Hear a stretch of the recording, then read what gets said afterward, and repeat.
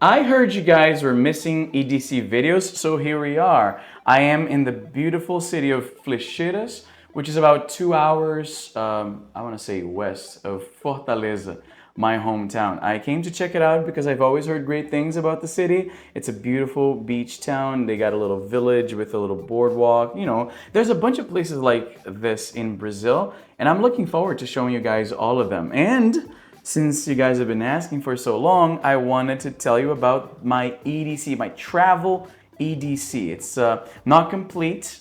This changes from trip to trip, but this is what I brought with me today. Well, almost all of it. There are, because of the setup that I use to record videos, at least one of my items I can't really show you because it's the iPad mini that I use as a monitor. As you know, my entire production now is completely mobile. So I'm using my iPhone 14 Pro Max to shoot this review and my iPad mini, which is an integral part of my EDC, especially, you know, for this behind the scenes type stuff, right? But anyway, I'm gonna touch on that in a moment, but let's cover all the other things I have here. Let's start out with the Amazfit Pace. This is a watch I got to do a review way back a long time ago. The battery isn't as great as it used to be, but it's still phenomenal. I don't, like for instance, in this trip, I'm here for 3 days, didn't bring a charger, right? I could charge it before I came. The battery on these devices lasts a decent amount. This is a trans-reflective screen. It's a technology that I don't think it's used so much anymore on these devices, but as you will see here, the screen turned the backlight off, but it's still plenty visible with color too. It's a technology similar to e-ink as I understand it, and it's perfect for smart devices like this, right? I don't like charging smartwatches every night. It's more of a detriment than it is useful to me if it's another thing that I have to charge every night like this, especially because I hate notifications, so I turn all notifications off. I use it as a watch and to track calories and things like that, how many steps I took. I just like the fact that I can change the watch faces as well. Let's move right over here to my drone. This is one of my drones. It's the DJI Mini 3 Pro. This is a sub 250 gram drone, which makes it a little bit easier to fly without having to jump through so many legal hoops. It makes phenomenal images, although I've always thought that it's kind of silly that they have forward-facing cameras to avoid objects, but not on the side, right? I know that newer models do have that. Most of the accidents I've ever had with drones is when I'm doing what we call orbital flights, when it's orbiting an object, and that's when you're gonna hit things. I have had a couple of bad experiences with that. Made me think that perhaps the idea to have side-facing object detection cameras would be very wise. This is a must-have for trips in these touristic destinations. I took it out to capture some of the beaches out there, and it's beautiful. It's the kind of thing that I look back fondly. It's part of the reason why these trip videos end up being so cinematic in my opinion. Although I will say, people ask me all the time if they should buy a drone. I always tell people the same thing. You don't need a drone, really. You probably don't travel enough to justify the investment in something like this. What you do need is a friend with a drone, because then it's somebody else, another buddy that you can invite in your adventures. Somebody who has a drone will always jump at the opportunity to use one. So honestly, you need a friend with a drone more than you need a drone. This is something I found out the hard way. I'm a tech nerd, so I want to have it all, right? Next, we have this thing. I picked this up in Sao Paulo. It's a power bank that is MagSafe compatible, right? So this is something that when I'm using with my phone, it changes a lot of like the weight distribution, and the way to use the phone becomes a little bit weird, but it's really useful having something that I can just throw on the back of my phone and it'll charge it, however slow, because of course these induction chargers, they're never really efficient, right? But I can also plug in a regular USB cable and charge it this way. Have this on my phone, just operating as a regular power bank. As an added benefit, this means, because I shoot with my phone, as I was saying, this means that I can have this on the clamp of the tripod, right? And then I can put the phone right over here. I'm charging it, and then I can use this microphone right here. I guess this is part of my EDC as well. This is the DJI microphone. I have the receiver there connected to the iPhone using up the charging port, right? So having this on the tripod, charging the phone via induction, and then still maintaining that lightning port free to use the microphone is a must-have. So this is great. This is not the only power bank I have. I also have a bigger one. This is a 10,000 milliamp hour. This is a 20,000 milliamp hour power bank. None of my power banks are fully charged because I was a little bit of an idiot. But yeah, this is a must-have as well. As you can see, so many devices. Oh, I should probably put the microphone back. So many devices. I need as much power as I can. And speaking of power, let's jump right over here. I like this thing more as a concept than how it actually performs. This is a solar charger, a portable solar charger. Now, it being portable is both a great strength and a great weakness. If you ever used solar chargers like this before, you know that they're not super efficient, unfortunately. So something this small will not charge your things very fast. But in camping trips, you can leave this on, like, you know, outside and charging some devices, of course. This creates the necessity of protecting the devices you're charging from the sun, right? Because this can be out in the sun, it's no problem. But if I'm charging, say, a power bank, I don't want the power bank to be in the sun as well. So it takes some planning, some, you know, take a t-shirt and cover the stuff that you're charging. It's pretty good. You know, it's nice to have that. It has a built-in micro USB cable, which is, I guess, a sign of how long I've had this thing for, because, you know, micro USB has gone the way of the dodo. I have a few things in my arsenal here that still use micro. Oh, primarily, let's go to that. This guy right here. This is something that I don't understand why Microsoft discontinued. This is Microsoft's unoriginally titled Microsoft Folding Keyboard. And as the name implies, it's a folding Bluetooth keyboard. My favorite feature is that, which was pretty new at the time, it has two connection buttons here. So you can pair this keyboard to two different devices, right? So if I'm using the iPad, I tap this and then now I'm typing on the iPad. But if I use with my phone, for instance, I can just go for this next button here.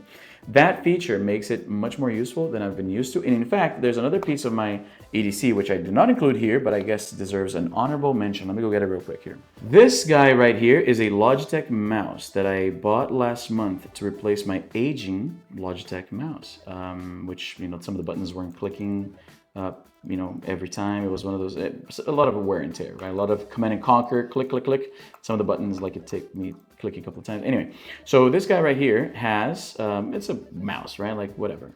I like that it's interesting. I don't use this feature very often. The scroll wheel here has two settings on this button here. So on one setting, it just rolls freely, right? Which is really weird. I don't know, maybe for certain games this would be very useful. But then if you click this, it puts a little, like, some kind of like obstacle there. I don't know how to describe this, but basically now I'm feeling like a click every time I move this. Click, click, click. It's like attaching to places. And for that reason, I mean, it still rolls pretty freely, but not as much. If I disengage that, I can just roll this like crazy. I don't know what exactly is the use case. I'm very curious to hear what you guys say about this. But the real killer feature is this button right here. See this guy right here? See those numbers right there? I can pair it to 3 devices, so I can use it on my regular computer. I can tap this, it goes to the iPad. I can tap it, it goes to my other iPad. Now, why would this be necessary? As a nomad, I can't have the setup I had in my studio back in Calgary, right? 5 monitors and stuff. So what I do is I use my iPad, so I can have it set up with, like, my calendar on one iPad and then my main work on my computer, and then my iPad mini, I have some other app, maybe my emails and things like that. And then by using this button, I can change the cursor to be interacting with a different screen, right? It wouldn't be as practical like when I had my multiple monitor setup, right? I could just move between the screens. And yes, I know that this is probably a good reason to perhaps consider investing in a MacBook, because iPads can be used natively as monitors for a Mac. Now I have I've tried using Macs before twice, had a really bad experience, but now because my work is attached mostly to online tools like Whereby, the platform where I teach, Gmail and all these things, using a Mac and using PC, I probably would not be that different at this point in my life. So maybe that's the next thing I need. So we covered the drone, we covered the power banks. Now, how about the Insta360 Go 3? Now this camera is really interesting because you can detach this lens module here, and you can use this part as a monitor, right? Kind of like what I'm doing with the iPhone and the iPad here. So this creates a lot of interesting different use cases. So I'll show you a practical example. I'm gonna make life a little bit harder for myself when I edit this, but let's do it anyway. So here is a support that comes with the Insta360 Go 3, what a mouthful. You attach this here, magnets, love them, right? And then this has a little like sticky area, which I should apparently you're supposed to wash it to like get rid of all of the residue that it ends up picking up so that it remains like sticky. Let me give this a try. Wait a second. This is really interesting. I can attach this camera to basically any surface and then get a really interesting look at what I'm shooting, right? Like I could theoretically just attach it to the ceiling here and have a bird's eye view of the whole table, right? Maybe I should have done that. And as I said, see, you have a little monitor for what that's recording. And not only that, but it also came with this. It's a little like pendant. Oh yeah, the microphone is attached to that, right? So with this, the little camera module, it's magnetic, so you can have that on your chest. So for if you're practicing sports or something like that, like I ride electric vehicles, right? It's a great way to get interesting first-person footage of me riding them. Okay, so that's the camera. We covered that. Obviously, earbuds. These are JBL's, I forget. They're decent enough. They have noise canceling. The battery lasts a decent amount. It's pretty good. This thing is part of that camera, the Insta360. It's a little tripod. It's a little tripod, but also selfie stick. And it's one of these here. So also useful for getting shots of, like, you know, in an EDC, I could have a secondary camera, back camera, right there, getting shots from another angle. It's very good. It's a camera that I don't use as much. If you don't practice, like, you know, crazy sports, you probably don't have as much of a use for an action camera, but it's good to have for trips and things like that. Of course, the iPad mini, which I use for reading comic books, as a monitor for this, watching movies after a busy day of being at the beach and stuff. And last, but definitely, actually this is not last, I have a few things here, I just realized that. My Kobo, I already showed you guys this. It's the colored Kobo, the Kobo Clara Color, aptly named. This thing is full with like sci-fi novels, as you would expect. And I love e-readers because they truly motivate you to reading, right? So like on this guy, I bought it, 2 weeks ago before I moved back to Brazil, right? So I put in 13 hours of reading. I guarantee you I would not have read this much if I had to carry around books with me. As a nomad, it's a no-brainer, right? This case here, I mentioned that I really like the fact that it's nice and bright, but the finish is really not that durable. As you can see, it's already picking up a decent amount of wear and tear. Considering how little I've had this for, it is a little disappointing when I have to buy a new one pretty soon. My Apple Pencil Pro, this is useful for taking notes, as you know. Oh my goodness. Let's try that again. Let's try that take again because I dropped it. This right here is my Apple Pencil Pro. As you know, I'm an English tutor and I use this to take notes on my iPad mini. I generate a PDF for my students. I send them after every class, and it's a way for them to keep track of all the things that we covered. It's something I cannot live without. I do wish it had more features. I know Apple just introduced a new Apple Pencil Pro, but one thing that would be nice, and perhaps this is doable, but like if I could use this as like a shutter button, right? Like that would be really useful. Unfortunately, it seems like they haven't thought of that. So, oh, and now, truly last but not least, my Ambernic RG351V. This device is one of the many emulation portables I own. The reason I like this one is because it came chock full with every single ROM you can think of. With one thing that you get with these Chinese emulation devices sometimes is that everything is like with odd like Chinese translated ROM names, so it's all out of order and stuff. I actually got 2 of these and one of them was like that, so that one I ended up selling because I'd have to manage it too much. This one came with all the ROMs for every single system you can think of. So this is a great game discovery device. Sometimes I go into the YouTube and I search for like, I don't know, 10 best NES hidden gems or 10 best Game Boy Advance hidden gems. So they would, oh, I forgot it emulates PSP. My God, I haven't touched this in a lot. Oh my God, there's lemmings on this thing. Now, I have a video about emulating PSP on the iPhone coming out. The fact that Apple opened up the doors for emulation on the iPhone is phenomenal, right? But having it on a device like this, where I don't need to bring with me another device to just attach to the phone to give it physical tactile buttons, which makes the experience undoubtedly better, at least for most people anyway. I have a video in the works about this. I'd argue that playing on a touchscreen is actually more fun than most people give it credit for. But anyway, that's a topic for another day. But yeah, I forgot this thing emulated PSP, dude. For this reason, this puts it at a step above my Mio Mini. The Mio Mini, which by the way, it's right here because I never leave the house without it. And I do mean never. It's right here.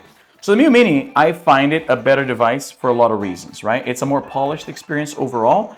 However, I think I accidentally set it to, I had to do something and I think I accidentally turned on fast forward and I don't know how to turn it off. Anyway, I hope it turns off when you exit. 2006, man. This game is almost 20 years old. That's crazy. That a Lemmings remake. It's almost 20 years old. My God, I'm old. Anyway, best version of the game, in my opinion, the PSP version.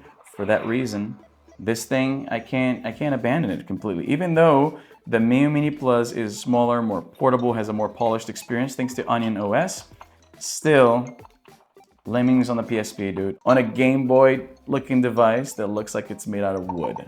What's not to love, right? Anyway, this is my travel EDC. I hope you guys enjoy this. There are a few more things. This changes depending, okay, you can shut up now. This changes depending on the kind of trip I'm going on, but this is basically what I take with me when I'm not home. Anyway, I hope you guys enjoy this. I want to do a lot more travel videos about, you know, I want to show you guys what my country is like. So expect more videos like this. If you like this kind of content, let me know in the comments. Hit like, subscribe, all those nice things that tell YouTube that you actually are interested in seeing my stuff. And I'll see you on the next one.